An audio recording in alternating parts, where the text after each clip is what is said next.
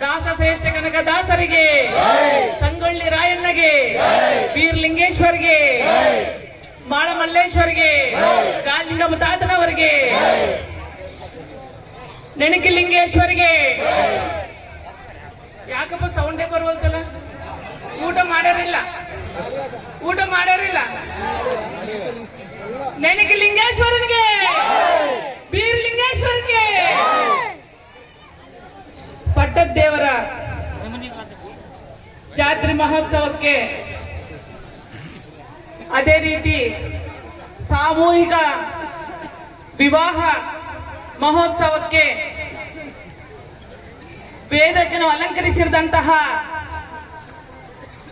ಪೂಜ್ಯರು, ಸನ್ಮಾನಿತರು,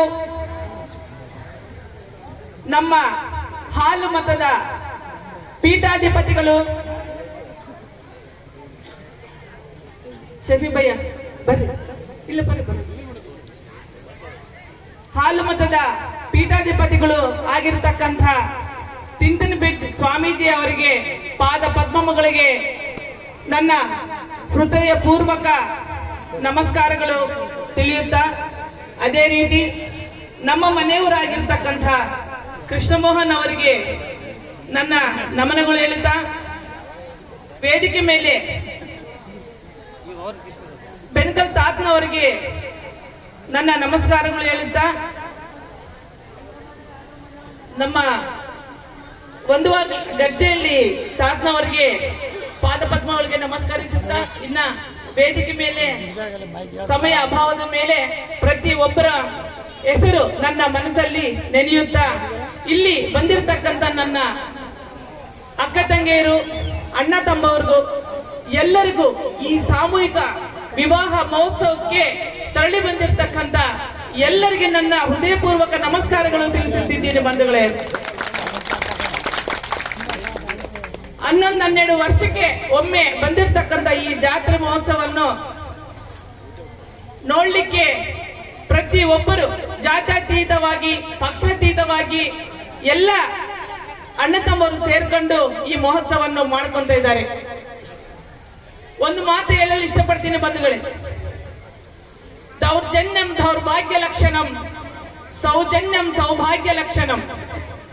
ದೌರ್ಜನ್ಯಂ ದೌರ್ಭಾಗ್ಯ ಲಕ್ಷಣಂ, ಸೌಜನ್ಯಂ ಸೌಭಾಗ್ಯ ಲಕ್ಷಣಂ, ಭಕ್ತಿ ಮಾರ್ಗಂ ಸ್ವರ್ಗ ಮಾರ್ಗಂ ಅಂತಕ್ಕಂಥ ನುಡಿಯನ್ನು ನಮ್ಮ ಪೂಜ್ಯ ಗುರುಗಳು ತಿಳಿಸ್ಕೊಟ್ಟಿದ್ದಾರೆ. ಪ್ರತಿಯೊಬ್ಬರು ನೋಡ್ರಿ, ಭಗವಂತ ನಮ್ಗೆ 24 ತಾಸು ಟೈಮ್ ಕೊಟ್ಟಿರ್ತಾರೆ. ಆದರೆ ಅದರಲ್ಲಿ 1 ತಾಸು ಅರ್ಧ ತಾಸು ಭಗವಂತನಿಗಾಗಿ ನಾವು ಅಡಿವಿಡಬೇಕಾಗುತ್ತೆ. ಅದೇ ರೀತಿ ಭಗವಂತ ಎಲ್ಲರಿಗೂ ಎಲ್ಲ ಕೊಟ್ಟಿರಕ್ಕಲ್ಲ. ಒಬ್ಬರಿಗೆ ಆಸ್ತಿ ಕೊಟ್ಟಿರ್ತಾನೆ, ಒಬ್ಬರಿಗೆ ಜಾಸ್ತಿ ಮಕ್ಕಳು ಕೊಟ್ಟಿರ್ತಾನೆ, ಒಬ್ಬೊಬ್ಬರಿಗೆ ಭೂಮಿ ಕೊಟ್ಟಿರ್ತಾನೆ, ಒಬ್ಬರು ಜಾಸ್ತಿ ಶ್ರೀಮಂತರು ಇರ್ತೀರಿ. 24 ತಾಸು ನಾವು ಮಹಿಳೆಯರು ಜಾಸ್ತಿ ಇರೋ ಕಾರಣ ಪ್ರತಿಯೊಂದು ನನ್ನ ಗಂಡ, ನಮ್ಮ ಅತ್ತೆ ಮಾವ, ನನ್ನ ಮಕ್ಕಳು, ನಾನು ಅನ್ನೋದು ಬಿಟ್ಟು ನಾವು ಕೂಡ ಇಂಥ ಸಮಾಜ ಕಾರ್ಯಗಳಿಗೆ ತೊಡಗಿಸ್ಕೋಬೇಕು ಅಂತೇಳಿ ಈ ಸಂದರ್ಭದಲ್ಲಿ ಹೇಳಿ ಇಷ್ಟಪಡ್ತೀನಿ. ನಾವು 24 ತಾಸಲ್ಲಿ ನಮ್ಮ ಸಮಾಜಕ್ಕಾಗಿ ಒಂದು ವಾರಕ್ಕೆ 1 ಸಾರಿ ಆದ್ರೂ ನಾವು ಅಡಿಬಿಡಬೇಕಾಗುತ್ತೆ. ಯಾಕಂದ್ರೆ ನಮ್ಮ ಸಮಾಜ ಆರ್ಥಿಕವಾಗಿ, ಸಾಮಾಜಿಕವಾಗಿ, ಶೈಕ್ಷಣಿಕವಾಗಿ, ಮುಖ್ಯವಾಗಿ ರಾಜಕೀಯವಾಗಿ ತುಂಬಾ ಹಿಂದೆ ಉಳಿದಿದ್ದೀವಿ. ಆ ರೀತಿ ವಾರಕ್ಕೊಂದ್ಸತ್ತಾದ್ರೂ ನಾವು ಸಮಾಜ ಕಟ್ಟಿ ನಮ್ಮ ಶಕ್ತಿಯನ್ನು, ಅದೇ ರೀತಿ ಸಂಘಟನೆಯನ್ನು ಮಾಡಲು ಮುಂದುವರಿಬೇಕಾಗುತ್ತೆ. ಅಜ್ಜರು ನಿಮ್ಗೆಲ್ಲರಿಗೂ ಗೊತ್ತಿರೋದಂಗೆ ಕರ್ನಾಟಕದಲ್ಲಿ ಪ್ರತಿ ಒಂದು ವರ್ಷ ಸಂಕ್ರಾಂತಿ ಹಬ್ಬಕ್ಕೆ 3 ದಿವಸ ಹಾಲು ಮತ್ತು ಸಂಸ್ಕೃತ ವೈಭವ ಅಂತ ಹೇಳಿ ಮಾಡ್ತಾರೆ.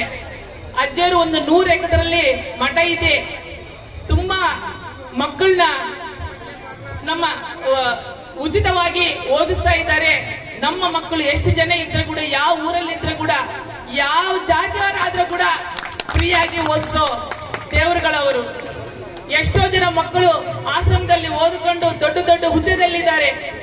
ಅದೇ ರೀತಿ ಹಾಲು ಮತ್ತೆ ಸಂಸ್ಕೃತ ವೈಭವ ಅಂತೇಳಿ ಪ್ರತಿ ವರ್ಷದಲ್ಲಿ ಸಂಕ್ರಾಂತಿಗೆ 12, 13, 14ನೇ ತಾರೀಕು ಸುಮಾರು ಲಕ್ಷಾಂತರ ಜನ ಸೇರ್ತಾರೆ.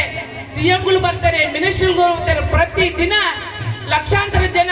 ಪ್ರತಿಯೊಂದು ನಮ್ಮ ಇತಿಹಾಸ ಅಂತಂದ್ರೆ ನಮ್ಮ ಕುಲದಲ್ಲಿ ಅಂದ್ರೆ ಮಹಾರಾಷ್ಟ್ರ ಆಗಿರ್ಬೋದು, ರಾಜಸ್ಥಾನ ಆಗಿರ್ಬೋದು, ಕರ್ನಾಟಕ ಆಗಿರ್ಬೋದು, ಆಂಧ್ರ ಆಗಿರ್ಬೋದು, ತೆಲಂಗಾಣ ಆಗಿರ್ಬೋದು, ಇಂಥ ರಾಷ್ಟ್ರಗಳನ್ನೆಲ್ಲ ಸೇರಿಸಿ ಆ ರಾಷ್ಟ್ರದಲ್ಲಿ ನಮ್ಮ ಕುರುಬರ ಇತಿಹಾಸ ಏನು ತಿಳಿಸಿಕೊಟ್ಟಂತ ಗುರುಗಳು ನಮ್ಮ ಕಣ್ಣು ಮುಂದೆ ಇದ್ದಾರೆ. ಇವತ್ತು ಗರ್ಜಪ್ಪನವರು ಎಲ್ಲರೂ ನಮ್ಮ ಮುದುರ್ಮಾಯಿ ಅಣ್ಣನವರು ಎಲ್ಲರೂ ಬಂದು ಇಲ್ಲಕ ನಮ್ಮ ಸ್ವಾಮೀಜಿ ಅವ್ರನ್ನ ಕರೆಯೋಣ. ಈ ಕಡೆ ನಮಗೆ ಸಂಸ್ಕೃತಿ ಅಂತಂದ್ರೆ ನಮ್ಮ ಹಾಲು ಮತ ವೈಭವ ನಮ್ಗೆ ತಿಳಿಸಿಕೊಡ್ತಾರೆ. ನಮ್ಮ ಸ್ವಾಮೀಜಿ ಅವ್ರನ್ನ ಕರೆದು 2 ಮಾತು ಮಾತಾಡಕ್ ಕೊಟ್ರೆ ಅಂತಂದ್ರೆ ನಮ್ಮ ಸೋಮಪ್ಪನ್ ಹೇಳ್ದಂಗೆ ನಾವೆಲ್ಲ ಲಕ್ಷಗಟ್ಟಲೆ ಖರ್ಚು ಮಾಡ್ತೀವಿ, ಎಲ್ಲ ಮಾಡ್ತೀವಿ. ಆದ್ರೆ ಒಂದು ಪ್ರವಚನಗಳು ನಮ್ಮ ಗುರುಗಳು ಬಂದು ಒಂದು 4 ಮಾತು ಹೇಳಿದ್ರೆ ನಾವು ಯಾವ ರೀತಿ ಸಮಾಜದಲ್ಲಿ ನಡ್ಕೋಬೇಕು, ಯಾವ ರೀತಿ ಓದ್ಕೋಬೇಕು, ಯಾವ ರೀತಿ ನಾವು ಉದ್ಯೋಗಗಳು ತರಬೇಕು, ಯಾವ ರೀತಿ ನಾವು ಡಾಕ್ಟರ್ ಆಗ್ಬೇಕು, ಇಂಜಿನಿಯರ್ ಆಗ್ಬೇಕು. ಪ್ರತಿಯೊಬ್ಬರು ತಂದೆ ತಾಯಿಯ ಮಕ್ಕಳನ್ನ ಬೇರೆ ಊರಲ್ಲಿ ನಿಮ್ ಕಷ್ಟ ಎಷ್ಟೇ ಇದ್ರೂ ಕೂಡ ಬೇರೆ ಊರಲ್ಲಿ ಬಿಟ್ಟು ಓದಿಸ್ತಾ ಇರ್ತೀರಿ. ಇವತ್ತು ಆ ರೀತಿ ಅಂದ್ರೆ ನಮ್ಮ ಸಮಾಜ ಯಾವ ರೀತಿ ಹೋಗ್ಬೇಕನ್ನೋದು ತಿಳಿಸ್ಕೊಡ್ತಾರೆ ಅಂತ ಹೇಳಿ ನಮ್ಮ ಗುರುಗಳನ್ನ ಕರ್ಕೊಂಡ್ ಬಂದಿದ್ವಿ. ಇವತ್ತು ನಾವೆಲ್ಲರೂ ವರ್ಷಾಧಾರಿತ ಬದುಕುಗಳು ನಮ್ವೆಲ್ಲ. ಮಳೆ ಬಂದ್ರೆ ಬೆಳೆ ಬಂದ್ರೆ ನಮ್ಮ ಬದುಕುಗಳು ನಮ್ವೆಲ್ಲ. ಹಂಗಾಗಿ ಈ ಸಾಮೂಹಿಕ ವಿವಾಹ ನೋಡ್ರಿ, ಸಾಮೂಹಿಕ ವಿವಾಹಕ್ಕೆ ಯಾವುದೇ ಮಂತ್ರ ಬೇಡ, ಯಾವುದೇ ಟೈಮ್ ಬೇಡ, ಯಾವ್ದು ಡೇಟ್ ಬೇಡ. ಅಂದ್ರೆ 1 ಮಾಡಿದ್ರೆ ಟೈಮ್ ಬೇಕಾಗುತ್ತೆ, 2 ಮಾಡಿದ್ರೆ ಡೇಟ್ ಬೇಕಾಗುತ್ತೆ. ಆದ್ರೆ 100 ಹಿಂಗ ಮಾಡ್ಬೇಕಾದ್ರೆ ಭಗವಂತ ಮೇಲಿಂದನೇ ಆಶೀರ್ವಾದ ಮಾಡ್ತಾನಂತೆ. ಸಾಮೂಹಿಕ ವಿವಾಹ ಅಂದ್ರೆ ಎಲ್ಲಾ ಮಂತ್ರಗಳು, ಎಲ್ಲಾ ವೇದಗಳು ಎಲ್ಲ ಅದರಲ್ಲಿ ಬಂದಿರ್ತಾವ. ಅದಕ್ಕೆ ಮುಹೂರ್ತನೇ ಬೇಡ ಅಂತ ಹೇಳಿ ಶಾಸ್ತ್ರ ಇದೆ, ನಿಮ್ಗೆಲ್ಲ ಗೊತ್ತಿರ್ಬೇಕಂತ. ಇವತ್ತು ಸಮಯ ಅಭಾವದಿಲ್ಲ, ಅಂದ್ರೆ ಮಾತಾಡ್ಬೇಕಂದ್ರೆ ಎಷ್ಟಾನ ಮಾತಾಡ್ಬೋದು. ನಮ್ಮ ಹೆಣ್ಮಕ್ಳು ಎಲ್ಲರೂ ತುಂಬಾ ಜನ ಕಾಯ್ತಾ ಇದ್ದಾರೆ. ನಮ್ಮ ಗುರುಗಳು ಪ್ರವಚನವನ್ನ ಕೇಳೋಣ. ಒಂದು 20 ನಿಮಿಷ ಅವ್ರು ಮಾತಾಡ್ತಾರೆ. ದಯಮಾಡಿ ಎಲ್ಲರೂ ಮನಸ್ಸಿಟ್ಟು ಭಕ್ತಿಯಿಂದ ಅವರ ಪ್ರವಚನ ಕೇಳಿ ಆಮೇಲೆ ಪೂಜೆ ಪುನಸ್ಕಾರ ಮುಂದುವರ್ಸೋಣ ಅಂತೇಳಿ ಈ ಸಂದರ್ಭದಲ್ಲಿ ಹೇಳ್ತಾ, ನಾಳೆ ಆಗ್ತಿರ್ತಕ್ಕಂಥ ಈ 30-35 ಜನ 40 ಜನ ಜೋಡಿಗಳು ಏನಿದಾವಲ್ಲ, ಆ ಜೋಡಿಗಳಿಗೆ ಭಗವಂತ ಒಳ್ಳೆ ಆರೋಗ್ಯ ಐಶ್ವರ್ಯ ಕೊಟ್ಟು ಒಳ್ಳೆ ಸಂತಾನವನ್ನ ಕೊಟ್ಟು ಆ ಸಂತಾನವನ್ನ ಒಳ್ಳೆ ಅಭಿವೃದ್ಧಿ ಕೊಡಬೇಕಂತ ಹೇಳುತ್ತಾ, ನಮ್ಮ ರೈತರು ಎಲ್ಲರಿಗೆ ಒಳ್ಳೆ ಇವಾಗ ಬಂದಿರ್ತಕ್ಕಂಥ ಮೆಣಸಿನಕಾಯಿ ಆಗಿರ್ಬೋದು, ಮೆಕ್ಕೆಜೋಳ ಆಗಿರ್ಬೋದು, ನೆಲ್ಲಾಗಿರ್ಬೋದು, ಎಲ್ಲರಿಗೆ ಒಳ್ಳೆ ಬೆಳೆ, ಒಳ್ಳೆ ಅದ್ರ ತಕ್ಕಂತ ರೇಟ್ ಕೂಡ ಸಿಗಬೇಕು ಅಂತ ಹೇಳಿ ಆ ಬೀರ್ಲಿಂಗೇಶ್ವರನ ಬೇಡ್ಕಂತ ನನ್ನ 2 ಮಾತು ಮುಗಿಸ್ತಾ ಇದ್ದೀನಿ. ಜೈ ಹಿಂದ್, ಜೈ ಬೀರ್ಲಿಂಗೇಶ್ವರ, ಜೈ ಬೀರ್ಲಿಂಗೇಶ್ವರ, ಜೈ ನಣಕಲಿಂಗೇಶ್ವರ.